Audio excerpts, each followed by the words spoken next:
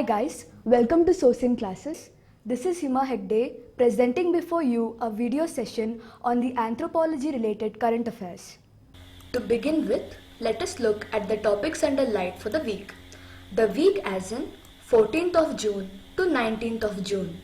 So here are the topics: archaeology, the subtopics for the same, similarly tribal affairs, physical or biological anthropology, socio-cultural anthropology.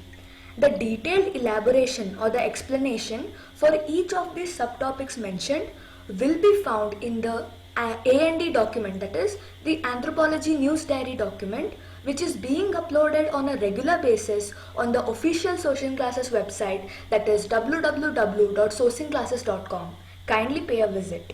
Moving on, here we have the topics under light for today.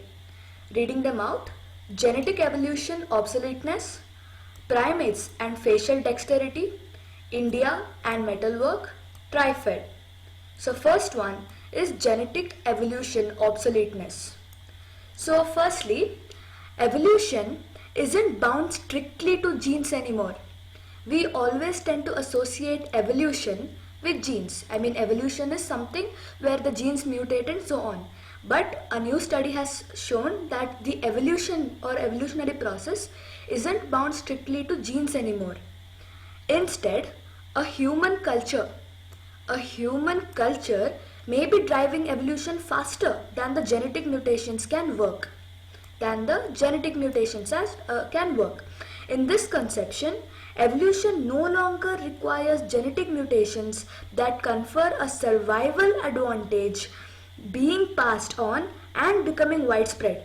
Instead, learned behavior or the learned behaviors passed on through culture are the mutations that provide survival advantages.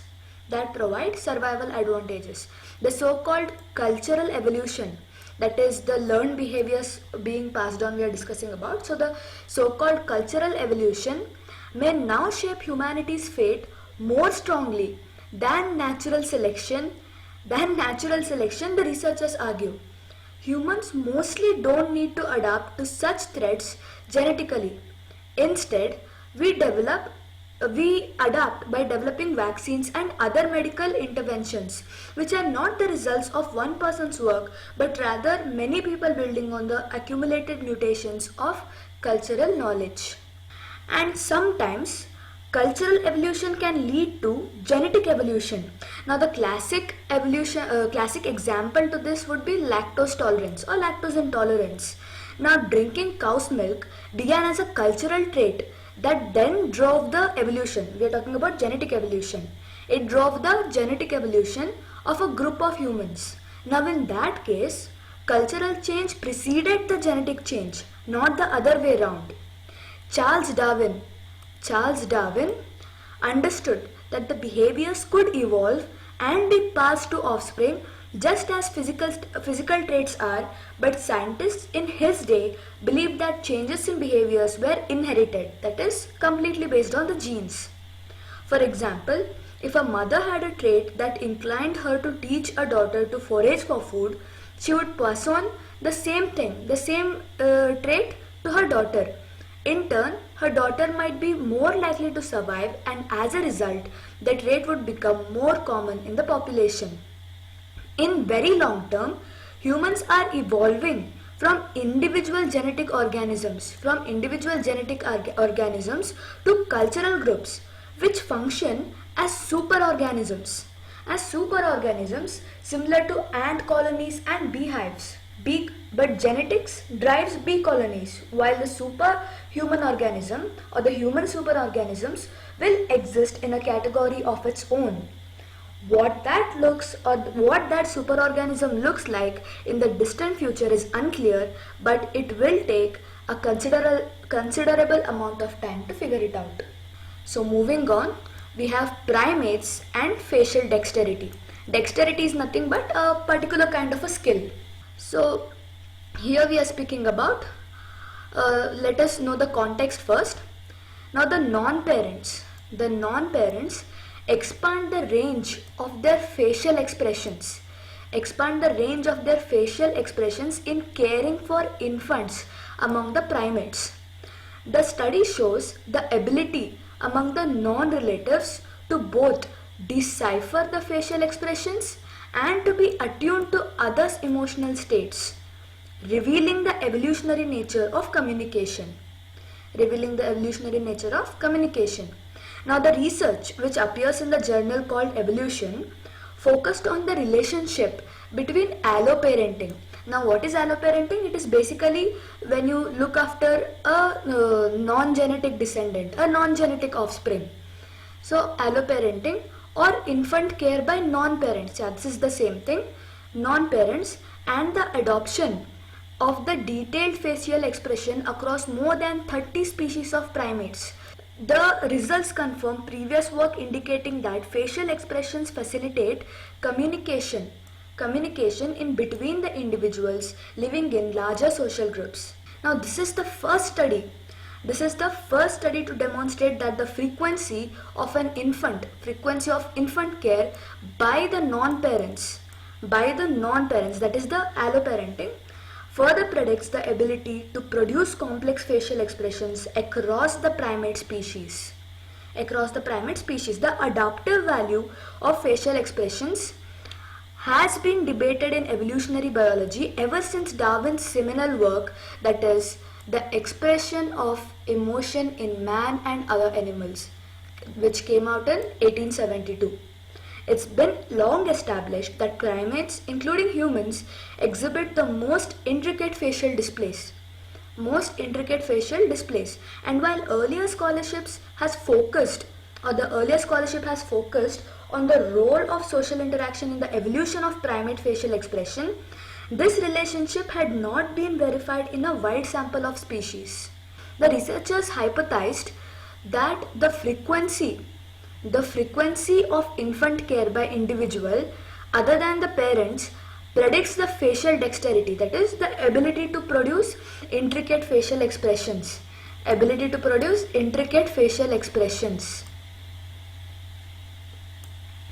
Consistent with their hypothesis, the results showed that across the studied species, increased facial dexterity was positively correlated with the frequency of alloparental care.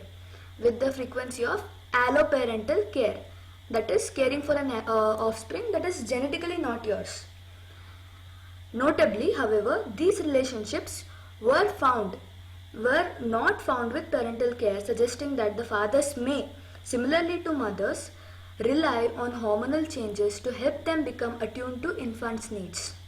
Overall, this work suggests that alloparenting requires increased facial dexterity to facilitate non-verbal communication between infants and the non-parent caregivers. Accordingly, alloparenting and complex facial expressions are likely to have co-evolved in primates. Moving on, we have an interesting article here about the Indian metalwork. One such metalwork among lakhs is depicted in the picture here. So, coming about the details, the Harappan metalsmiths undoubtedly knew the art of using copper, bronze, lead, silver, gold and electrum, which is an alloy of gold and silver. The alloy of gold and silver is called as electrum. Copper technology is the earliest. India has had an impressive and evolving tradition of metalworks dating back to the 4th millennium BCE. The beginnings can be traced to the Indus Valley civilization, and the tradition continues to this day. The Harappan metalsmiths undoubtedly knew the art of copper, as we have already discussed, and they must have discovered early that adding tin to copper produced an alloy, that it made an alloy, that is it made bronze. Now this is an alloy of tin and copper, that they had already figured it out. An alloy harder than copper but easier to cast. Also, it is more resistant to corrosion. Adding nickel, arsenic Adding nickel arsenic to lead further could create new alloys. The copper bronze implements unearthed at the Mohenjo-daro include axes, daggers, knives, spears, arrowheads, short swords, chisels, drills, fish hooks, metal mirrors, and many more. A remarkable tool of the Harappan civilization, of the Harappan era, would be the true saw. That is a blade with teeth able to cut through wood instead of merely gashing the surface. It appears that this was known or unknown elsewhere at that time. The tradition continues to this day. We have artisan classes producing metalworks, essentially traditional techniques throughout India, that is Swamimalai in Tamil Nadu, Bidar in Karnataka, Moradabad in Uttar Pradesh, or many other centers in India. This is a considerable evolution of the technique. Moving on, we have the Tri-Fed. Now Tri-Fed was established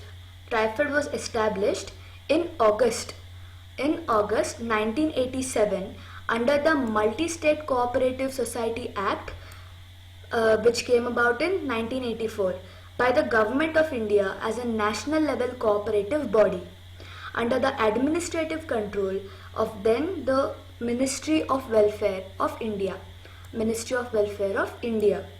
Tri-Fed is mandated to bring about socio-economic development of tribals of the country by institutionalizing the trade of MFP, that is the minor forest produce, and SAP, that is surplus agricultural produce collected or cultivated by them. Tri-Fed plays the dual role of both a market developer and a service provider, empowering them with the knowledge and tools to better their operations in a systematic, scientific manner and also assist them in developing their markets approach. Tri-Fed is actively involved in capacity building of the tribal people through sensitization and formation of self-help groups, that is the SHGs, international markets. Also, the SHGs, and Tri-Fed is engaged in training the tribals in several activities so that they can effectively carry them out. The organizations can also assist them in exploring and creating opportunities to market the developed products in national and international markets on a sustainable basis. Tribes India is the brand under which the sourced handcrafted products from the tribal people are sold. There are 120 brick and mortar tribes India outlets across the country, making it a sustainable and reliable brand. So that's about it for today's session. Hope you found the session informative. Thank you.